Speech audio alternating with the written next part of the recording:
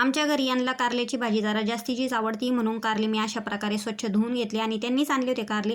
स्वच्छ धुवून घेतले, अशा प्रकारे कट करून घेतले. कढईमध्ये तेल टाकलं आणि कारले असे फ्राय करायला टाकले. आता हे कारले मी रात्री उकडवून ठेवणार आहे आणि दुसऱ्या दिवशी भाजी करणार आहे, म्हणजे टिफिनला पटकन होती. आणि मस्त हळद टाकलं, मीठ टाकली आणि छान असं लिंबू पण टाकलं अर्धं. आंबट पाहिजेच काहीतरी टाकायला म्हणून मी लिंबू टाकलं, माझ्याकडे लिंबू होतं तर.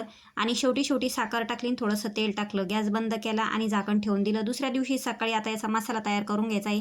हरभऱ्याची डाळ 1 तासभर भिजत घातली. त्याच्यानंतर जे आहे कांदा, खोबरं, अद्रक, लसूण, हिरवी मिरची, कोथिंबीर हे छान असं भाजून आणि वाटण तयार करून घेतलं. त्याच्यानंतर कढईमध्ये तेल टाकलं, तो मसाला टाकला. मसाला फ्राय होऊ दिला. त्याच्यानंतर लाल तिखट टाकलं, धने पावडर टाकलं. त्याच्यानंतर जी भिजत घातलेली डाळ होती ना, ती डाळ पण चांगली फ्राय करून घेतली 2 मिनटं. चांगली डाळ फ्राय करून घ्यायची. त्याच्यानंतर उकडलेलं कारलं होतं ना, तर मी ते अर्धच टाकलं, अर्ध तसं सुकं राहू दिलं. समर्थला आवडतं तसं खायला.